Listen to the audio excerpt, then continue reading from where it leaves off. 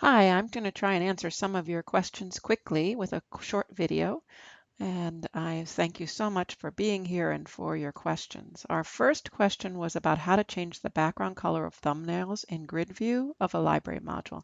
And as far as I know, that is not actually an option. Now you can change them, as in this one is green because I selected it to be green. And so you can, if you have taken a picture and you've given it a green setting, then you can go in and change that setting to another color, either on the toolbar. Let me get the colors up on the toolbar. And so I can decide, no, I really want it purple, and it would go purple, or I can leave it green, or by a keystroke. And the colors are 6 is red, 7 is yellow, 8 is green, 9 is blue, and you have to manually pick purple. They knew everyone would make everything purple if they didn't do that, I guess. I don't know. I don't actually know why that is, but that's how it is. But in terms of changing this background color, it is standardized gray. To change other colors, you can go to the preferences, and you have some controls in the interface over the screen color directly from here, the fill color directly from here, and the secondary window if you're using two screens. And so those are all things you can control from the preferences under interface. Or when you are in loop view,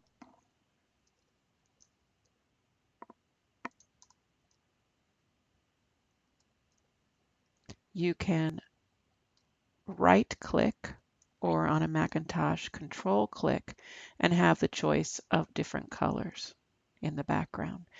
So that was question number 1. Okay. Question number 2. Importing and adjusting. Does it make sense to import my entire library of photos into my Lightroom catalog, just select photos, or start from scratch? Is it the case you can have many versions of the same photograph in Lightroom without altering the original file? Okay, where are we today? You are starting this class. What I would recommend is that you make a small sample catalog that might include a few of your photographs to play with and your assignments for this class. And once you really have a handle on Lightroom, then you can go back and do your entire catalog. I have a master catalog that has well over 100,000 pictures in it.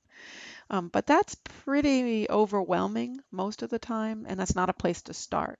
I would choose, 1 or 2 folders, bring them in, practice, figure out how you want to use Lightroom, because once you set some things up, it can be a lot of work to change them when you have 100,000 plus pictures in there, as many of you will.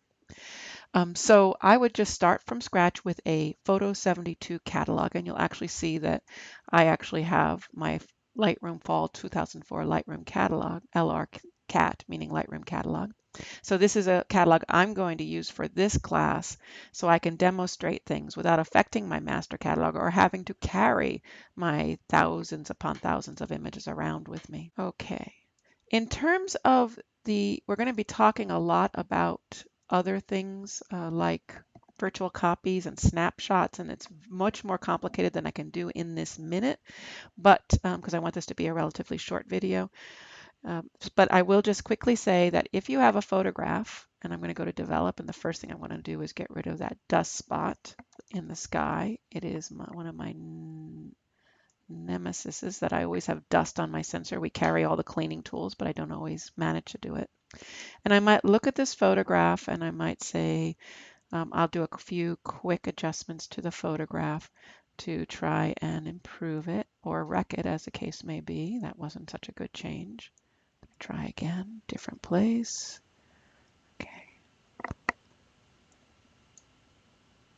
Okay, and I don't know that this is any better than it was, but let's just say that was one version that I liked.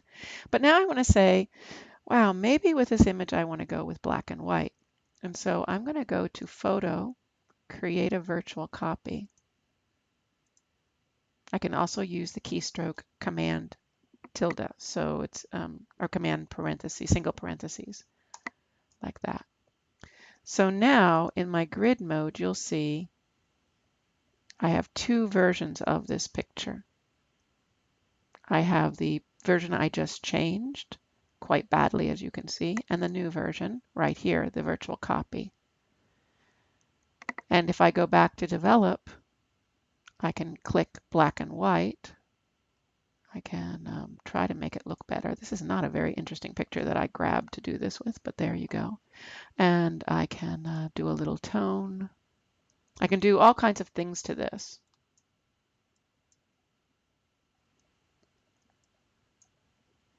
Okay. And then you'll see in the grid mode, I now have two versions of this picture. The first version I did and the new one that's a black and white that's going to go off to a new life. So virtual copies, you want to be careful because you can end up getting really messy with too many images in your Lightroom catalog, too many versions of things. But when an image wants two separate lives, one say in color, one in black and white, one sharpened, one maybe in a dreamy way, that a virtual copy is a way. Virtual copies only live in Lightroom. There'll be a whole section on this later on, as I'll have to say about many of our questions today, but it is true that you can have, and the original files on these, in fact, both of these changes, which are pretty dramatic, if we go and right click or control click and go to show in the Finder, there it is. Sorry for the delay. You'll see that the original photograph, when it finally settles in, looks like, with the dust, complete with dust spot, looks like what I originally imported. This is the raw file that has not been changed by my actions in Lightroom. And we'll learn later how to make the actions we do in Lightroom move forward either into our file or as a separate file that lives outside of Lightroom.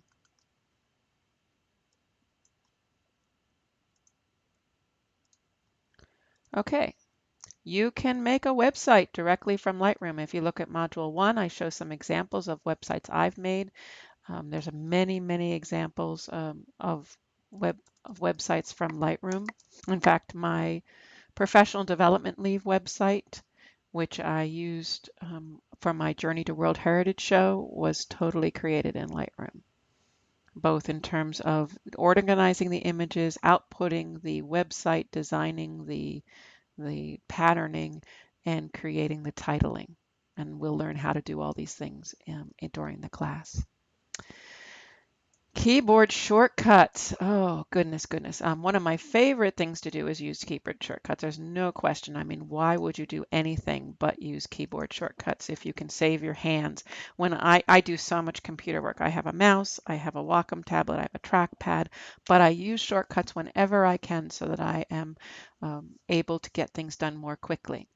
And someone shared the cheat sheet from Adobe, and there's also, as someone mentioned, some cheat sheets on in our book. And really, I would just print out one of these sheets and have it next to your computer. That would be one option. Here is the cheat sheet from Adobe. And just start to learn them one at a time. One of the things I do to learn the cheat sheets, the cheat on Lightroom keyboard shortcuts, is that when I'm going to do something, if I'm in Lightroom and I say, gosh, what I want to do is get back to grid, and I go up here and I go, okay, view, I finally find it. Oh, grid, grid's a G. Well, rather than clicking it right here, I let go of it and I make myself actually hit the G. So then it starts reinforcing the keystrokes that I use most often. And I just find that really quite quickly will get you to learn the most relevant and useful keystrokes. And we'll keep on talking about keystrokes. As we go forward, I'll keep on providing them and quizzing you on them. You can organize videos in Lightroom. There's some things you can do through them, but if you want to do something with a video, you're going to use Premiere Pro. Just like if you're going to design a card, you're going to use InDesign. And if you're going to do heavy duty editing, you're going to end up using Photoshop. Lightroom is more like the space station that holds all the image, the supply ship to all of these Creative Cloud things. So there's a little bit of editing you can do, very, very little, but mainly what you can do in Lightroom is organize your video. Or you can output to a video through the slideshow. And we will do a little bit with video later on, although we'll be concentrating more primarily on still images. The cloud. Okay, the cloud is actually an unfortunate name in a way because there's multiple meanings to this word within the world, and then Adobe's using it in about 4 different ways themselves. The Adobe Creative Cloud is where you purchase the subscriptions to the software. Your images will still be readable if you're no longer on the cloud. Your catalogs are somewhat available if you leave the cloud. This is the pattern that Adobe is choosing for all of their software now. I don't really see resistance is futile might be our best thing we can say about this. There's good things about it. I would spend a lot more on my software than a subscription is going to cost me because I use everything all the time. You may not feel that way. The $9.99 for Photoshop and Lightroom is a pretty good deal. And again, if you really sat and said, I'm going to upgrade every time and I have Lightroom and Photoshop, your long-term personal costs would be less. But some people just don't like the idea of subscriptions or of this whole process. So your current option would be to go buy a standalone Lightroom, which is still possible. You can get it from the bookstore for a discount, and or to buy either Photoshop 6 while it's still available, or to pair it instead with Photoshop Elements. Those are all options that you can look up. If you have a personal question about how you're going to be affected by the cloud, you can feel free to message me. In fact, what I'll do is I will start a thread in the discussion area on this idea. And if people have ideas and opinions, and there was a lot of upset people with this whole process, I think it's calmed down a bit, but I will start a cloud discussion area on our website. Okay. And you can put it on 2 computers, and it can be either a Mac and a PC or just or both Macs or both PCs. iPhoto, oh dear. iPhoto and Lightroom don't play very well together, unfortunately. You can get the pictures into Lightroom. Your ability to take if you've done a lot of heavy editing, is a little more challenging. It depends on how you've done it and what you've done. There is a help comment in Adobe that talks about how to get your photos from iPhoto into Lightroom, and I will be posting that also into the discussion area later on. And I would say, oh, and then the next question that someone had was about most of your photos. When you've set up your computer, you may have set it up to automatically have your photos inload to something, and that's in preferences. I have it so that when connecting camera opens, iPhoto does not, or Image Capture does not open. So I have no application here. So that way, this is where you could override iPhoto grabbing your photos if you don't want it to do that. And I probably would recommend that. If you want Lightroom to automatically grab your photos, it will often do that. Never does anything all the time, I have to say, and I'm going to have to find it now. I think it might be.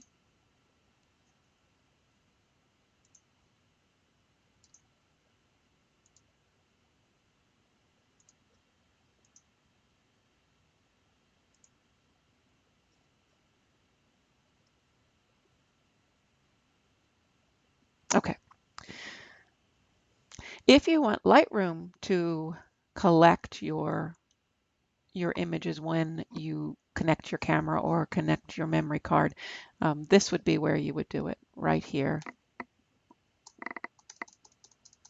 So in the preferences of Lightroom, you would say show import dialog when memory card is detected.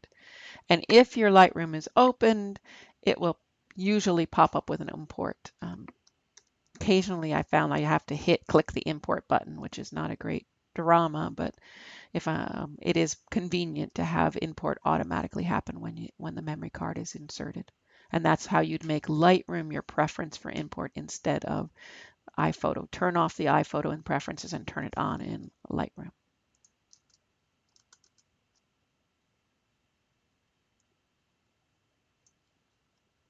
Okay, hopefully. And there's a couple other articles you can find on the web on iPhoto, and I would say in some ways it would be starting fresh is going to, you can pull the pictures from iPhoto, but then start fresh with your work.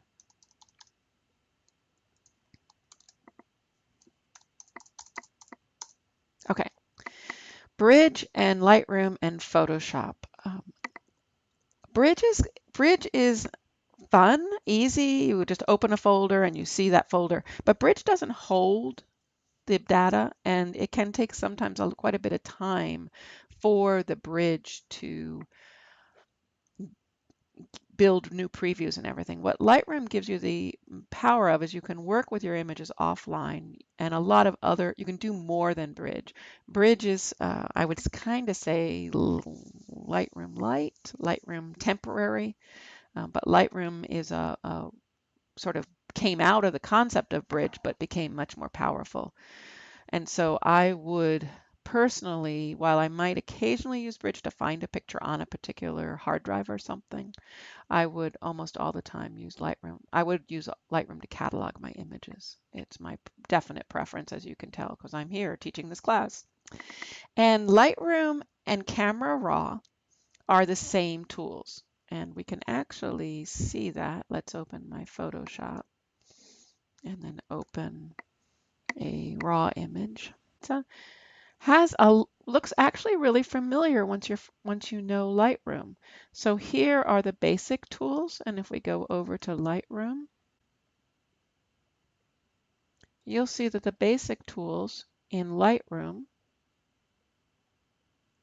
temperature, tint, exposure, contrast, highlights, shadows, whites, blacks, clarity, vibration, and saturation, look exactly like the same tools in Photoshop.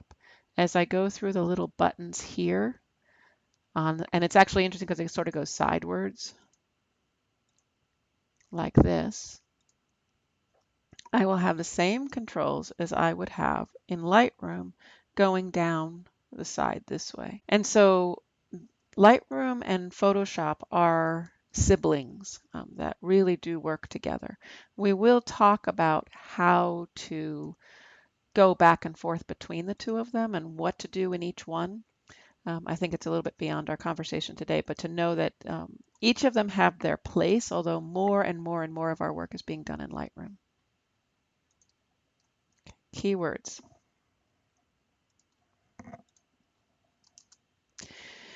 We're going to have a whole chapter on keywords in one of the later modules, and if you look over the modules, you'll see that. I love using keywords. I don't know that there's any limit that I know of to the number you can use. I do use hierarchical keywords, and I'll do a whole demonstration on that. So you can watch how you would do that and how you'd make that choice. You can make an Excel spreadsheet. Right now, I would keep your keywords necessary and simple. And as you develop your ideas of how you're going to use your Lightroom catalog, you can expand that to be more powerful. The thing you do need to be careful of with keywords is if you misspell something, you'll end up with two separate keywords. And so you'll need to find them and then adjust the spelling. Or if you spell one with a capital and one with a small letter, Lightroom will assume those are different keywords. So keywords are so powerful, and we'll talk more about them soon. I'm really going to have to say the same thing about DNG and RAW. We are going to talk a lot about this later. I would truly recommend that you shoot in RAW. I would shoot everything in RAW. There's no reason not to. It's a really important thing to shoot RAW because you get all the information rather than throwing it away. When you shoot a JPEG, you are throwing away significant amounts of information. There is likely no advantage to converting a JPEG to a DNG. I would convert a JPEG to a TIFF, so I wouldn't do any additional damage to it. JPEGs are damaging. It's a lossy process, and so I would stay with that. Once you're going to export for printing, again, we'll talk about this with printing, but basically you're done your job and you only need the information to do that job. So you keep the DNG or the raw file and the Photoshop master file without any changes. Each of the exports for printing, for websites, for anything else will lose information to go to their new source, but it's information they don't need for what they'll be doing. And so you don't have to worry about that. Again, we'll talk about DNGs later, and and you won't be converting anything to RAW. If you need to shoot in RAW in order to capture all of that useful information. Okay, sorting. So this is the next thing. How can I more easily catalog my photographs into categories and easily tell which ones I've edited? We're going to spend a lot of time on this. The categories we have to do with folders, collections, keywords, ratings, and so it's a whole big thing. In terms of what you've edited, you do have the choice in your Lightroom catalog to choose to sort your pictures by capture time, added order, edit time, edit count, as well as a number of other types of things. And so if you did it by edit time, the most recent things you edited would show up in your catalog at the beginning. The other place you can easily find things you've edited would be to come over to your Smart Collections, and Lightroom automatically gives you a Smart Collection called Recently Modified. Now, since I just did a lot of things to a lot of pictures, I have 70 in there, but that could be a way to look and see it. We'll also talk about naming conventions when we get to Photoshop. And is it better to store all my photographs on an external drive under a single parent folder or two different computers? So you can use Lightroom on two different computers. At this time, I'd probably recommend an external drive that you could move from computer to computer. Some people choose to have a master computer and then their other computer is a temporary, and we'll talk about synchronizing multiple Lightroom catalogs well beyond what we can talk about today, but it's good to know about that you can. For now, my recommendation is you get an external drive, you put your Lightroom catalog and your images on that drive and work with it until you're competent and comfortable in Lightroom. Same with this one. So single drive.